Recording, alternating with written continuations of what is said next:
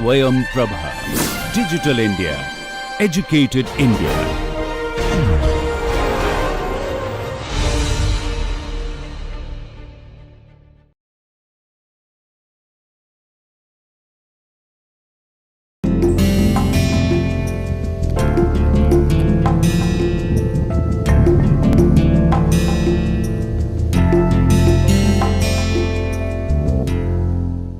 Hello and welcome back to our discussion sessions. So far we have discussed the engineering materials and material properties. Now we will start discussing metal machining. This is our second module. Here we will discuss different kind of machining operations, conventional machining operations, how they are conducted and what is the physics behind the processes, okay. How the forces are obtained, how the forces are related to other parameters like machining parameters, on which factors the forces depend and the power consumption depend. To begin with, let us discuss one thing and get it cleared that any part can be manufactured, fabricated in three ways. It can be fabricated without changing the initial volume of the material, raw material. So, that those processes are called the constant volume operation or constant mass operation. Okay. The mass is not changed, rather. Those processes, as you know, those are casting, metal forming, etc., where the final mass and the initial mass there is no difference. Okay. We are not removing any material, excess material. The parts can be fabricated by removing excess material from the workpiece surface. So, those processes are called the machining processes. Okay. That exactly we will be discussing in our discussion right now. And the third process is when the material is added to the initial material, that is to the blank. Okay. So, those processes, as you understand, that they are the welding, the rapid prototyping, for example, these are the recently developed 3D printer you must have heard. So, there layer by layer the material is added, okay, on the base and the final product is made layer by layer. Welding, where the other parts are attached, joining, for example, nut is joined to the bolt, okay. So, there the mass is added. Now, these are the three processes, and now let us see that for any fabrication, now you get a part, final product, okay. How many engineering disciplines are involved in the final process or to get the final product? First of all, we will start from the ore, all right. So, that ore is in the mother earth, somewhere we do not know. So, we involve geologists, geophysics specialists to find out where exactly the ore is available, let us say iron ore, okay, or for that matter aluminum ore, copper ore and other materials. Now, when the geologists and geophysicists they find out the place, it has to be extracted, okay. Then the mining people are involved there to extract the ore, okay, and transport it to the metallurgist people. So, metallurgist people in its turn they melt it, segregate the metal from the ore and they get the kind of raw material, okay. So, the raw material, if you see here, if you see the slides, raw materials may be of this nature. It can be of round shape, okay, like that. It can be a square shape, okay. It can be a rectangular shape, for example, okay, or it can be of this shape, let us say angles, okay. It can be of this shape, for example, all right. So, all these are the raw materials, and they are produced after the ore is melted, the metal is segregated from the ore, and the long rods like this, they are actually produced like this, okay, very long rods and so on, okay, let us say like this and so on. Now, these raw materials, they go through the kind of a process, okay. So, this process that they go through, all right, let us say this is the process, and in this process the apart from the raw material, let us say this is the raw material,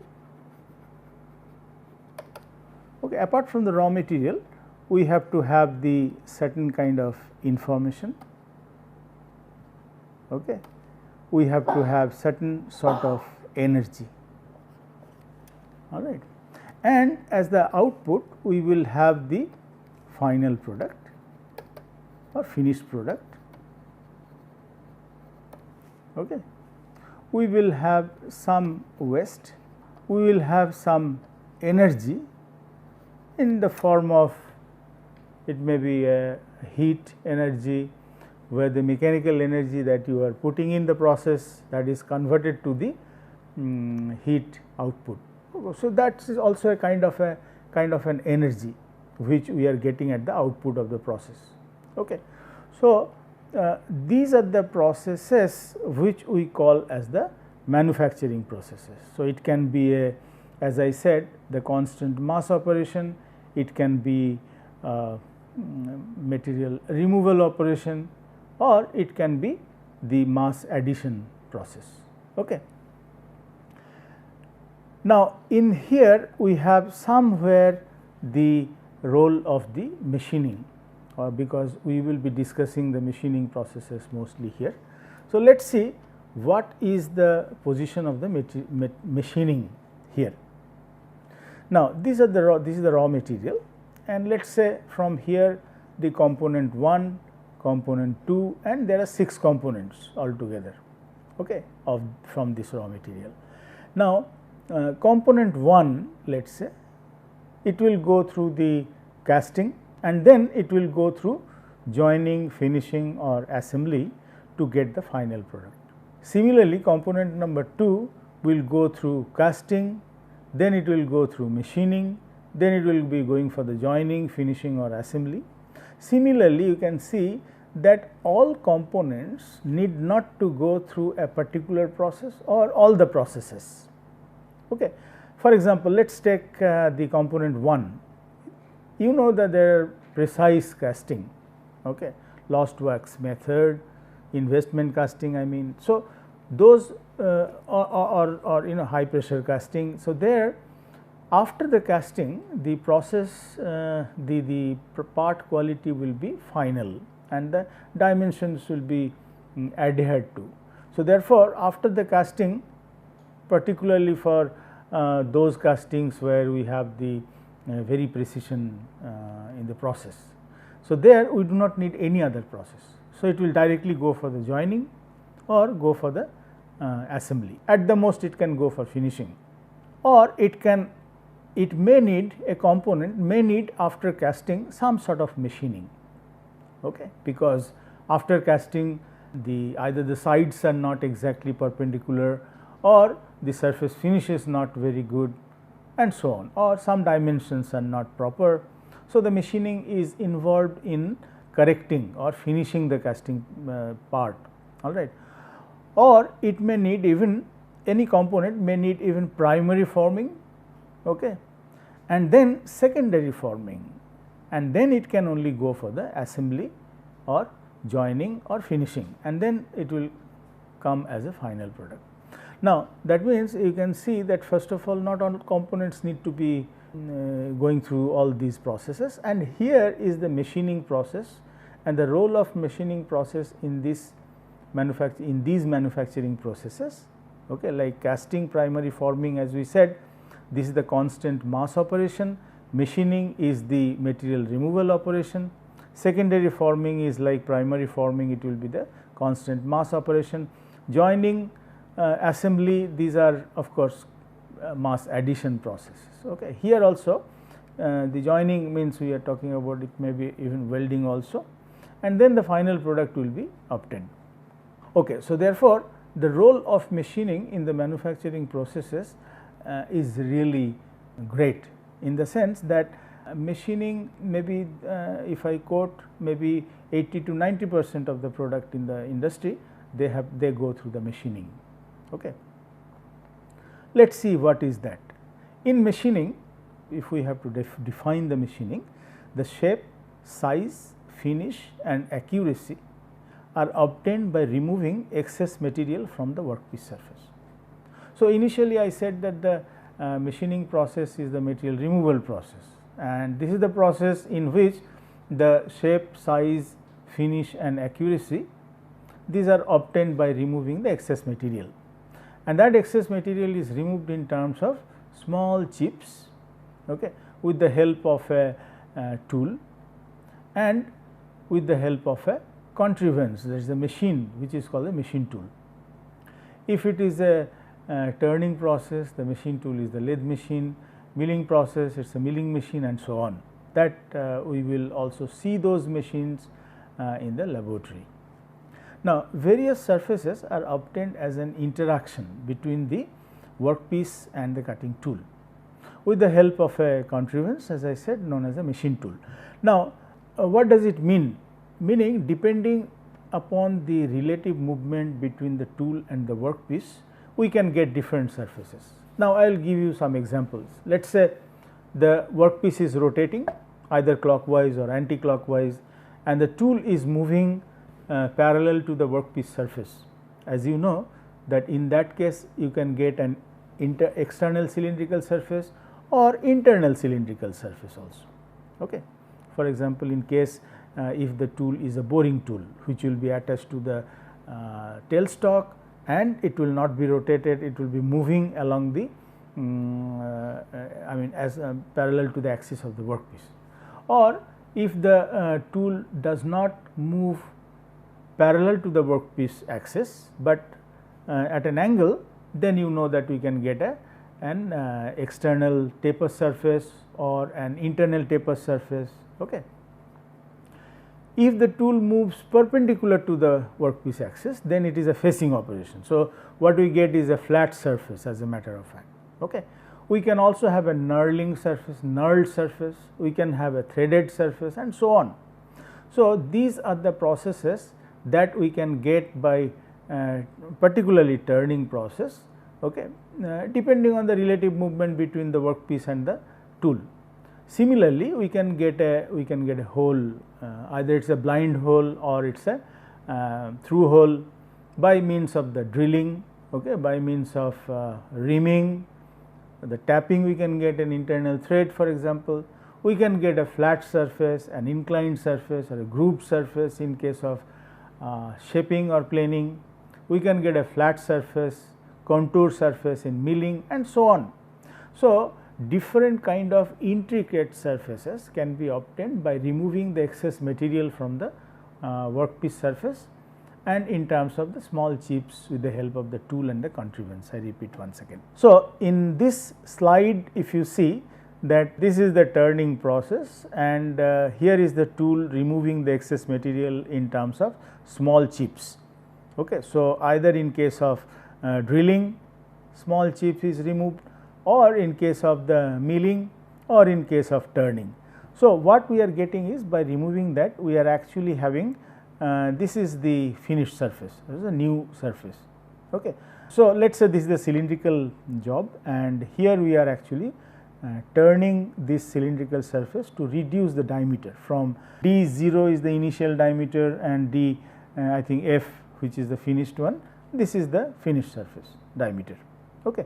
In doing so, we have to rotate the job if it is turning and move the single point turning tool along the axis or parallel to the axis of the workpiece, then only we will get this kind of a surface. All right.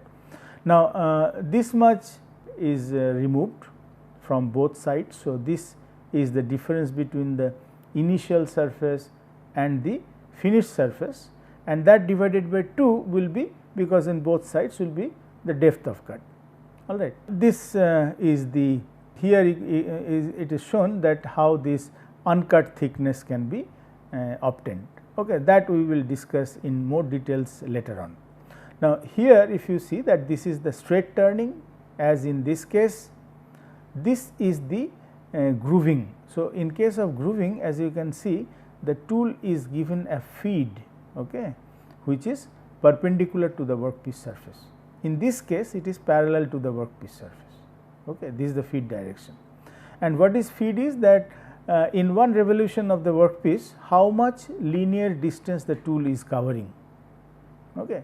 So, in each one revolution of the workpiece, how much millimeter the tool is moving, okay, through the workpiece material, that we mean as the, that we designate as the depth feed.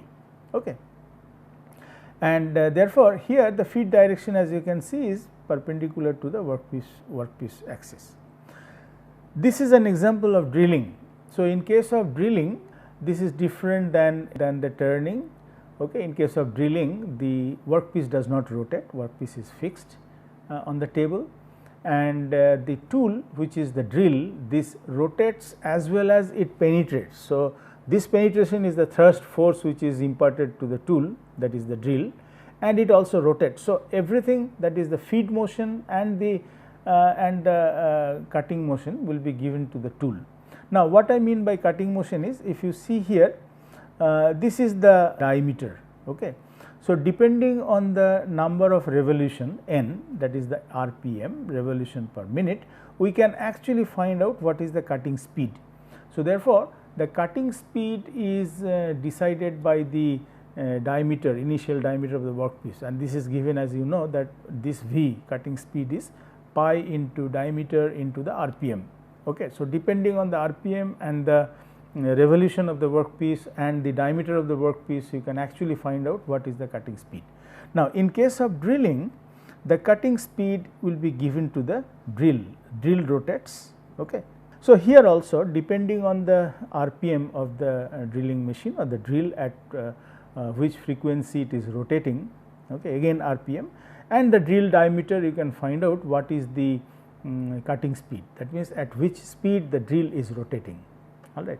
Similarly, in case of milling, if you see here, this is the milling cutter. The milling cutter is mounted on the arbor. This is the arbor of the milling cutter, okay, or the machine.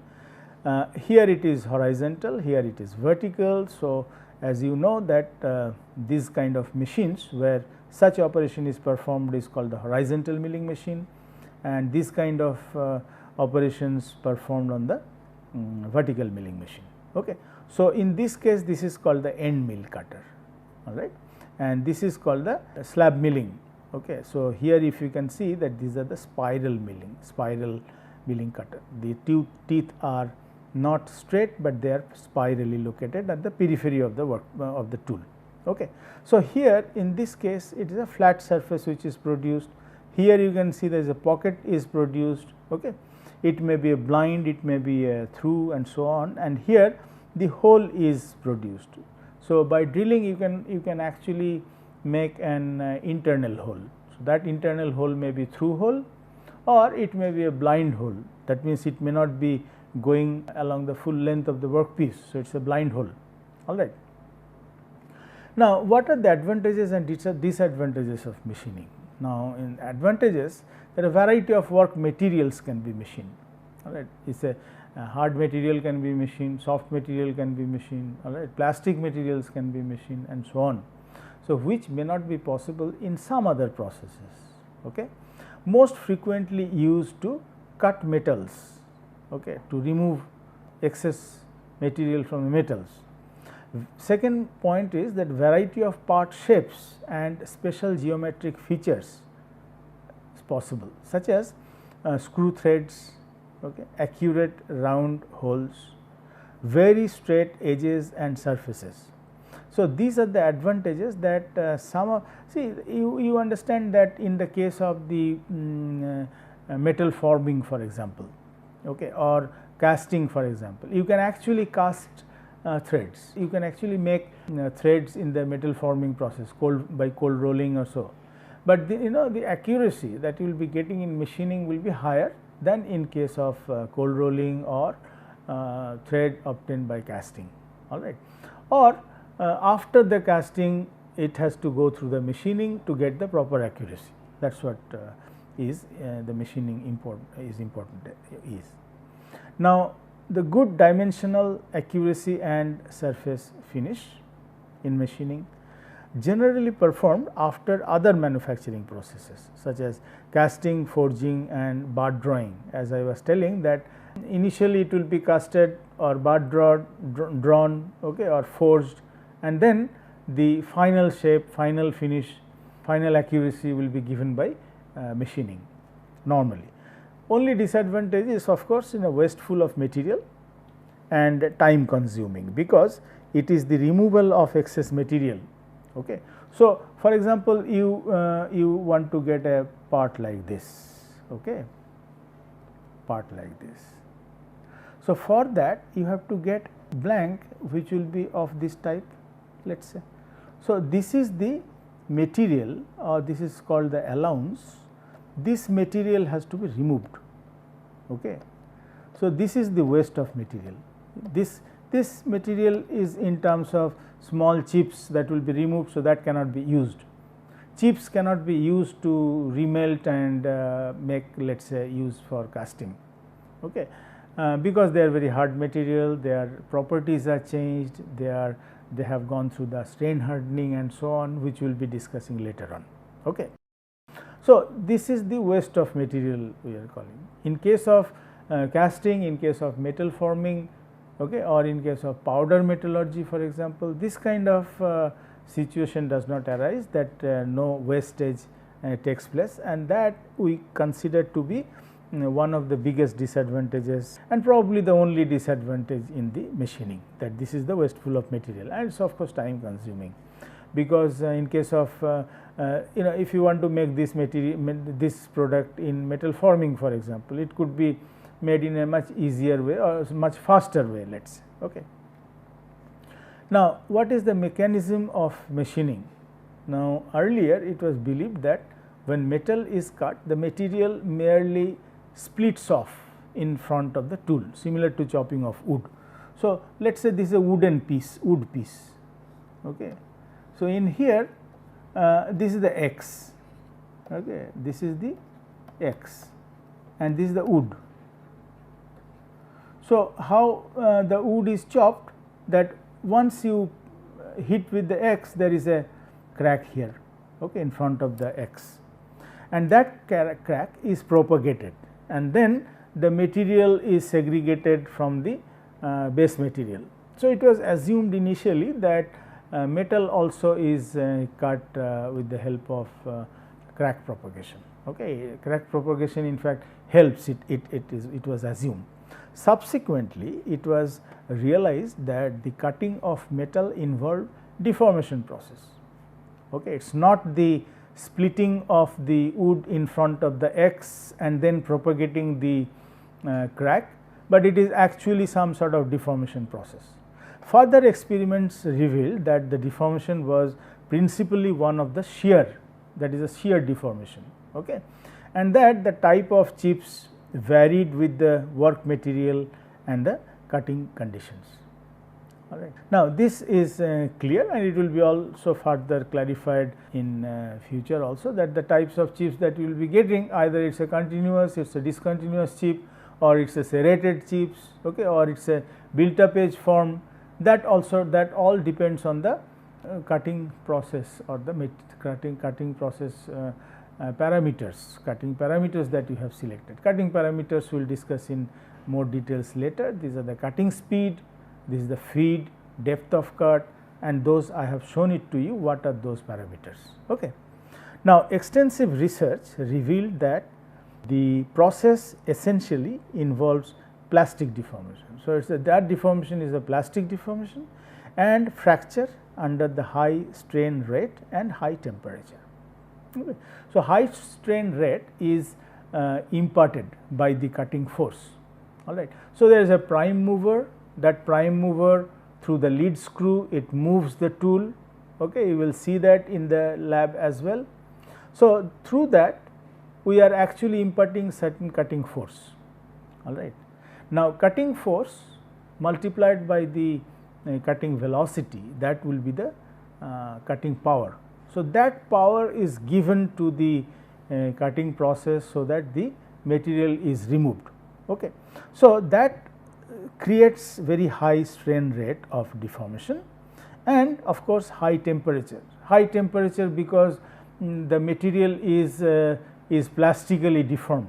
All right, that is one thing, and most of the heat is produced because the material is plastically being deformed. So, that because of the plastic deformation first of all, and then of course, when the material is removed, the removed material in terms of small chips, it actually slides over the rake face of the tool. All right. So, that friction between the chip and the rake face of the tool, that creates further temperature. So, the temperature because of the plastic deformation added to the temperature because of the friction, that actually gives very high rise in the temperature. Okay. Now, therefore, when we do the tensile test, okay, particularly of a mild steel bar, this actually reveals what is deformation, what is particularly plastic deformation, because that is why I said that this has to be a mild steel bar, because mild steel bars are mild steels are, these are not the material which will break here. Okay. That we have discussed in the when we discuss the materials. So, these are the ductile materials, not the brittle materials. So, therefore, the curve will go all the way to the up to the fracture, and fracture means the segregation of the excess material from the base material, from the workpiece. All right. So, therefore, this curve actually helps us to understand what is plastic deformation, and I have already explained this curve to an extent during the materials and the discussion on materials and the properties. So, I will go through little more faster, but here some of the details which we have not discussed, I would like to add here. Now, let us say this we know that point 1 is the proportionality limit. Okay. This is the elastic limit. Okay. Then we have the point C is the lower yield point, this is the upper yield point. Okay. Then we have the E, which is the necking point, and then here it fractures. Okay.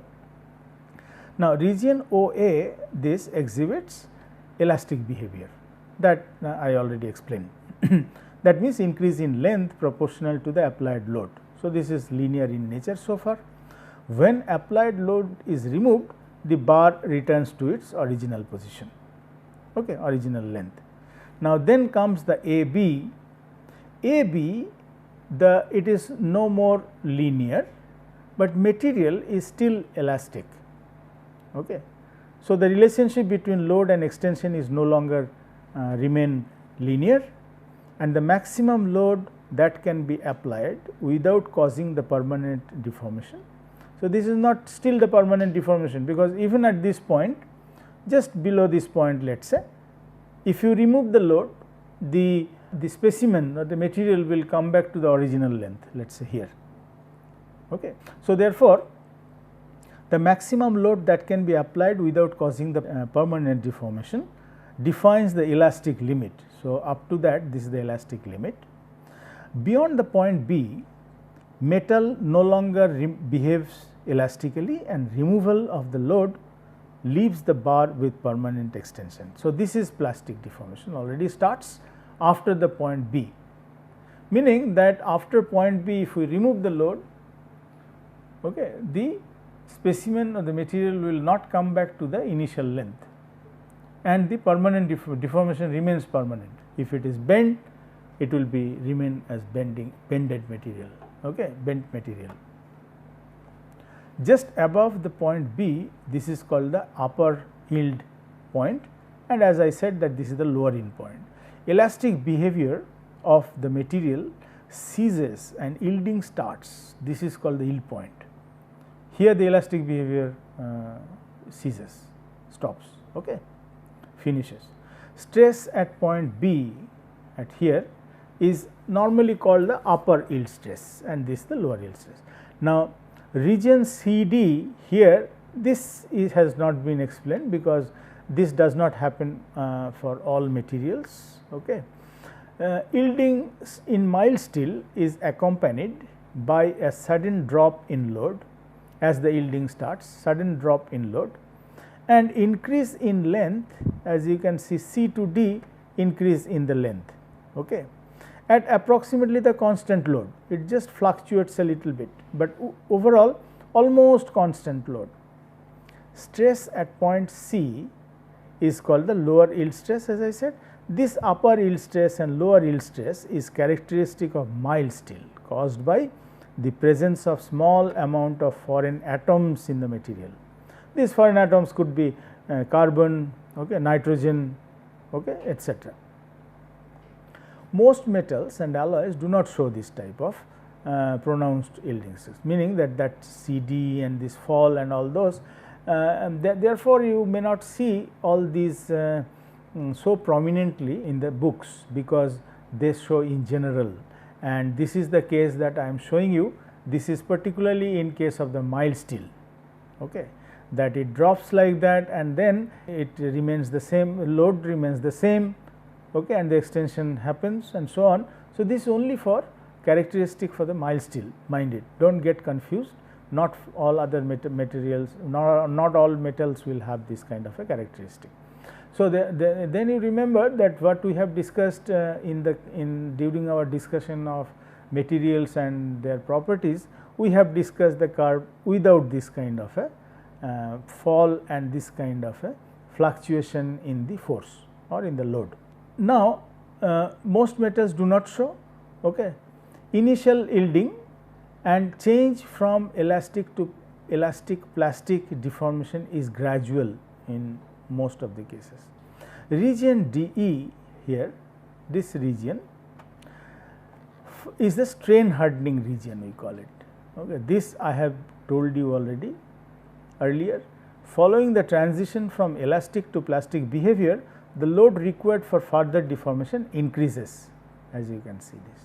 But this increase in the load is not linear, of course, this is a non-linear, does not remain linear anymore. The material being able to withstand the increased load despite the uniform reduction in the cross sectional area is called the strain hardening. Okay. In some books you will find that this is also called the work hardening. It is the same thing, work hardening or the strain hardening is the same thing, and the definition I am repeating, I have already told you during the discussion on materials. Two opposing factors operate to determine the load required for a given extension. This is strain hardening, that leads to an increase of load, and the reduction in the cross sectional area, that leads in the decreased of load. Just these two factors, it is very important to understand that this is a contradictory factor. The strain hardening is there, so strain hardening increases the load, okay, because material is hardened, so more force is required to remove the material. Now, the also after the E point, the necking starts. Okay. E is the point of instability, it is also called the point of instability, because afterwards the material is unstable, all right. So, after that, that means at this point of instability the necking starts, that means the material the deformation happens locally, okay, and therefore, there is a necking starts and the load required will be less. So, therefore, we are saying the two opposing factors operate to determine the load required for a given extension. Strain hardening leading to increase in the load and reduction in the cross sectional area, that is the necking, leading to the decrease in the load. Point E, as I said, that is the necking. When extension becomes large, the strain hardening is unable to cope up with the decrease in the cross sectional area and the necking starts, localized deformation. Okay. This is, as I said, that this is indicative of an instability condition. All right. This leads to a decrease in cross sectional area and the neck is developed. At point F, this is the fracture. All right. In fact, point F is, I also told you earlier that this is not defined. At any point after E, the material can be segregated, material can fracture. So, that depends on, this varies from material to material. Straining takes place under a complicated and continuously changing triaxial tensile stress system from E. See, from D to E, it is still non-linear, it is plastic deformation, it is a strain hardening, and it is all predictable. All right. As soon as this point starts, since the necking started and the deformation has become only localized, therefore, it is erratic and you cannot predict anything, and here from E to F, straining takes place under a complicated and continuously changing triaxial tensile stress system. Okay. So, therefore, stress and strain we have to define, as we have defined also in case of materials. The mode of deformation of a material under applied load will depend not only on the magnitude of forces and the mechanical properties of the material, but also on the way in which the forces are applied and combined. Okay. It is not only that what is the magnitude, but how the forces are acting, at which point the forces are acting. Okay. Nominal stress is defined as the load divided by the original cross sectional area of the bar. Okay. So, this also we have discussed earlier also, because earlier we said that this is the engineering stress. Okay. Engineering strain, by the way, the engineering stress we said that is also called the nominal stress. Okay. Because here we can say, see that this is the original cross sectional area of the bar. And now you know that the difference between the engineering and the true stress is that one in the case of engineering it is original area, and in case of true stress it is the area on which actually is experiencing the stress. Okay. Now, engineering strain is defined as the extension per unit original length. Again it is an engineering strain, and therefore, we have the length considered as the original length. The load extension diagram of a bar with therefore unit cross sectional area and unit gauge length is therefore the nominal stress strain curve for the material. Okay. So, we mean that here we have the load and extension, it can as well be expressed as stress here and the strain here. Okay. This is because when the load extension diagram is taken for the unit cross sectional area and unit gauge length. Okay. But in that case we have to tell that this is the nominal stress and nominal strain, or the engineering stress and engineering strain, not the true. Stress when considered as acting perpendicular to a surface, that is called the normal or the direct stress. Okay. When parallel to a surface, they are called the shear stresses. Okay. So, what I mean to say is that suppose you have a cube, all right, and it has the 6 faces. Okay. So, if the stress is like this, so this is the normal stress or normal force. I mean, this is the, let us say this is a normal force, because the stress will be because of the normal force. So, let us say if it is stress, so it will be like this, all right. And if the direction is parallel to the workpiece or parallel to the surface, this is the shear or this stress. Okay, shear stress, that is the tau. This is the normal stress that is perpendicular to the face, and this is parallel to the face. So, this is the shear stress, that is what we are saying. Now, at any point in a stressed body, the stresses may be resolved into 9 components acting on the face of an imaginary cube. Which are the 9 components? Let us say we will again write that cube in a bigger way. Okay. I am exaggerating that. Okay. So, let us say we will put it in an axis. Okay. Let us say this is axis 1, this is 2, this is 3. So, here it will be delta 1 sigma 1 and delta 1 1, 2 2 normal and the 3 3. Okay. Then we will have the shear, one like this will be tau 1 2, all right. Then it will be like this, then this is the tau 1 3, 1 towards 3. Similarly, here if you see that here it will be tau 2 1, these are the shear stresses. This will be tau 2 3, this is tau 3 2 and this is tau 3 1.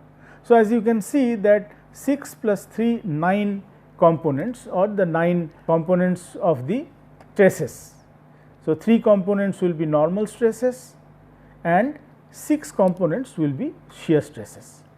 The axis defining the faces 1 2 3 we have taken in this case of the cube may be chosen in any direction, okay, because that depends on us how you are choosing the either it will be like this or it will be inclined. So, that depends on how we want to define the faces of the cube, all right. For some purpose it is convenient to choose axis so that the shear stresses, in this case these 6 shear stresses are 0. The normal stresses acting are then, as many of you might be knowing, are the principal stresses. Now, Morse circle, stress circle construction is a convenient means of relating the stresses on any plane to the principal stress. So, you know the Morse circle, like if it is a circle. So, let us say this will be taken like this. Okay. So, this is the stress, this is the strain, right. Now, let us say this is we will write it as a shear. So, this is normal, this is shear, all right. And if it is 2 dimensional, then this will be, let us say delta 1 sigma 3, and if it is the 3 dimensional, of course, then it will be like this, right. And let us say bigger way. So, here it will be 1, 2 and 3, these are the normal stresses, these are the shear stresses. So, this is the one that we are talking about, this is the 3D, okay, and this is the 2 dimensional. Okay. So, here we have the on the periphery and this is inside, all right. The stresses on a plane will be given as a point inside this, and in case of 2 dimensional it is on the periphery of the Morse circle, that you must be knowing that. Okay. Now, if let us say L0 is the original length of a bar and L is the current gauge length after the elongation, then true or natural strain, this is called also natural strain, okay, is defined in terms of the strain increment. So, this we have seen, and therefore, I am not describing this in details. The advantage, you know, that this is logarithmic advantage, that it is additive in sequential process, and how it is additive I have already shown it to you. So, you can see it here that if the bar is strained from L0 to L1 and to L2 and so on. So, the finally what we will get is that total strain will be equal to the final length and the original length, I mean initial length. Okay. So, therefore, it is additive in the sequential process, we call it. This we have discussed while discussing the materials and their properties. Now, let us see here, this is the mechanism of plastic deformation, and we will try to explain that mechanism of plastic deformation in the atomic scale. Why it is important? Because any metal, any material for that matter will have a lattice structure. Okay. So, the lattice structure contains the atoms, and those atoms are sitting very peacefully, in the sense that they are occupying their own space, and the material is stable, or the metal is supposed to be stable. Now, if we disturb the position of the atom in the lattice structure, then the metal will be annoyed, meaning that they will try to resist, first of all, the deformation that we are trying to make. That means that we are trying to disturb the position of the atom, and position of the atom can be disturbed only with very high force, because they are very stable, and that high force is considered to be the stress that we are applying, or the high strain rate that we are applying to deform the material. All right. So, when we are deforming the metal, we are also changing the position of the atoms, meaning we are shifting the layers of the atom, we are shifting few layers of the atom, and so on.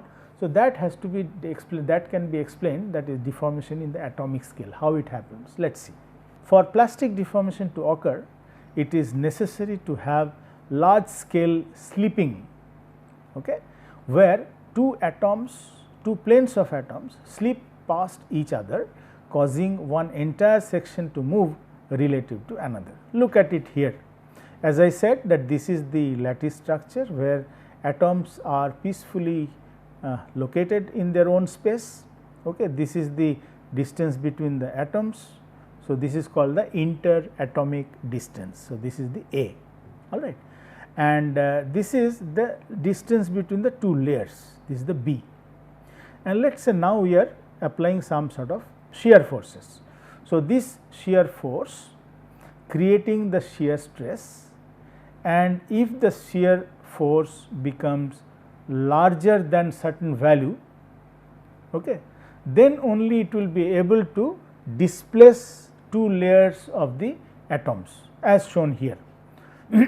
Now, let us say because of the application of the shear force, these layers, okay, this is moving with respect to another layer. It has moved, as you can see, that it has moved to this side, okay, like that. So, after slipping through the distance A, all right. So, then the distance that has slipped, let us say it is A. Slip occurs more easily on certain crystallographic planes. It will not happen in any plane, that is one thing.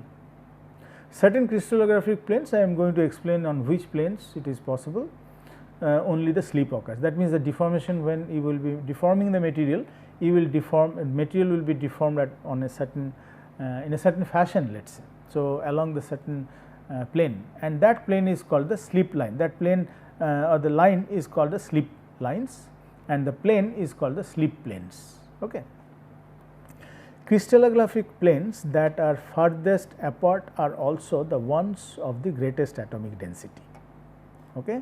Slip tends to occur on such plane, since the resistance to slip is then minimum. Let me explain it to you, that where you will find the slip plane. Okay. Normally, the slip planes are found, slip planes are those planes between the two layers of atoms which are most densely packed. Okay. Once they are most densely packed, that means the resistance to the slip in between them will be less, okay, because they are very dense and they cannot actually resist further deformation. Okay.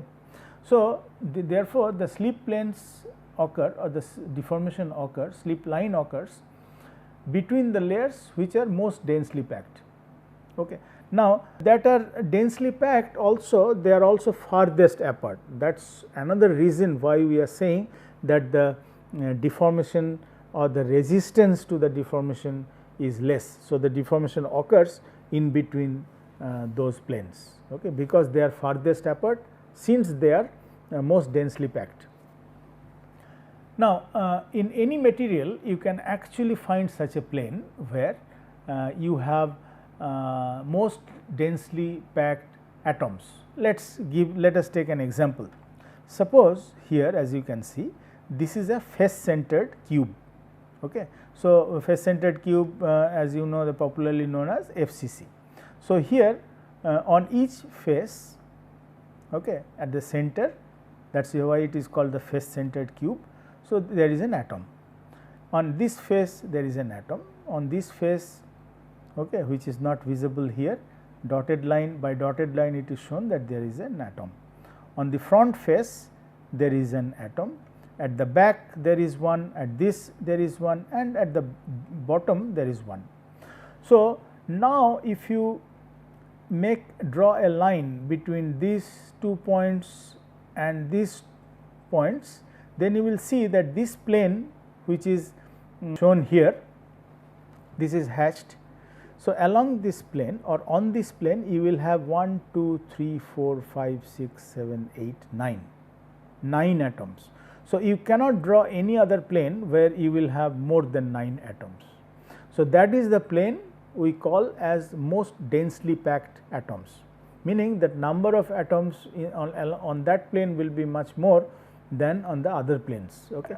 So, then between those two planes, distance between those two planes will be more because they are farthest, because they are densely packed, and therefore, the deformation, resistance to deformation will be less, and therefore, along this the deformation occurs, plastic deformation occurs, and these are the planes which are called the slip planes, and along that line along which the deformation occurs is called the slip line.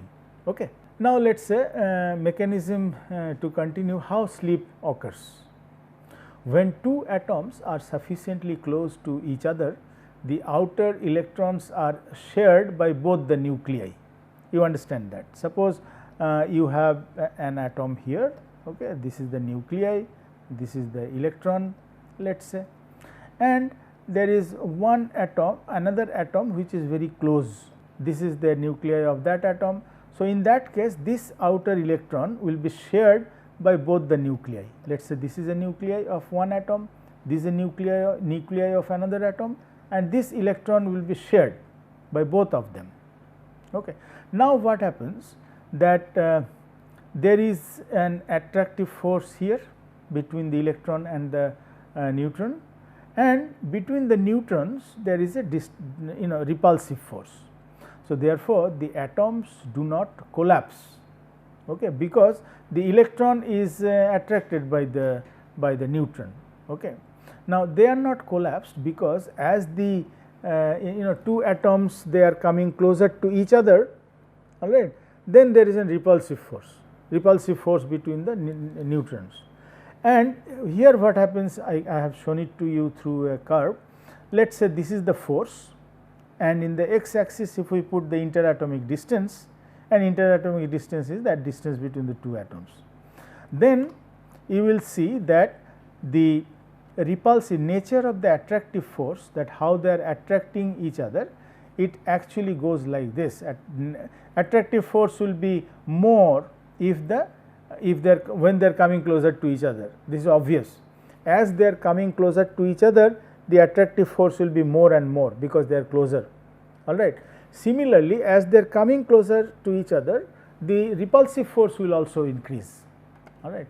So, the repulsive force nature will be like this, as it is shown here, that at less interatomic distance the repulsive force will be more, at less interactive distance the attractive force will be more, and as the distance is increasing, the force, both attractive force and the repulsive force, they actually decrease. Now, at a certain point you will see that these two curves are intersecting each other. Okay. So, therefore, what happens in this, that at this point the atoms will be in equilibrium position. Okay. Now, in this therefore, when the atoms are in the equilibrium position in a lattice structure, that means either they have been deformed and they are in the equilibrium position, or they are not, they initially when the lattice structure is there, they are in the initial position or the uniform position, equilibrium position. There of course, the repulsive force and the attractive forces will be the same, and the reason I have shown it to you here. Okay. Now, when two atoms are sufficiently close to each other, the outer electrons are shared, as I said.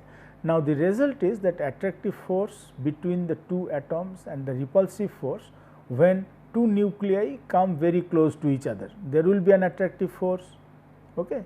There will be a repulsive force, as I explained. Now, these atoms form a polycrystalline solid with atoms in equilibrium position, all right. So, all these are grains, each of these is a grain, and in each grain has the lattice structure where atoms are in the equilibrium position. Okay. Now, the crystals, this is a polycrystalline solid. So, this is, let us say, this is a crystal. So, these crystals are not perfect, that is, the lattices are not without the imperfection. Okay. Now, what are the imperfections? Imperfections are the defects, also known as the defects. So, the imperfections may be point defect, may be line defect, may be surface defect. This you must have studied in somewhere in the material course, that any crystal may have this kind of defect. So, what is that? What are those defects? What does it mean? Let us take examples here. Point defect. Point defect may be either vacancy or interstitial impurity or substitutional impurity. Okay. Now, what is vacancy is that here is a lattice structure, as you can see, and all of a sudden in this lattice structure one atom is missing. Okay. So, that missing atom has created a vacancy, this place is vacant, all right. Or for example, in this lattice structure where otherwise the atoms are in equilibrium position, in one place the one atom is taking an abnormal position. Okay. All these atoms are in the normal position in their lattice structure, but this atom, as you can see, that this atom is taking an abnormal position. So, this is the imperfection or the defect that is called the interstitial impurity. And here if you see, in this lattice structure equilibrium position otherwise, in one place there is a foreign atom, meaning this atom is not of this material, this is somewhere it is coming from, and it's occupying the space, occupying the place of the atom, okay, native atom, let us say. So, this kind of defect or imperfection is called the substitutional impurity. Now, there could be line defect, or line defects are also called the dislocation. Okay. If dislocation or line defect is that when the imperfection extending, if one imperfection, that is, it can be a point defect, when this extends along a line has a length much larger than the lattice spacing. Okay. So, there is the lattice spacing here. Now, imperfection that extends along a line, so entire lattice has a lattice spacing. Okay. So, the imperfection, if it goes beyond that line, beyond that length, then it is called the line defect, and surface defect is when an imperfection extends over its surface. Now, this is also called in some books you will find that this is called the twinning, all right, meaning that when the deformed surface looks like a mirror image of the undeformed surface. Okay. So, this is called the surface defect, meaning that when the imperfection is all over the surface. So, the line defect is along a line, okay, and the surface defect is along a surface. The rest of the things we will discuss in our next discussion session.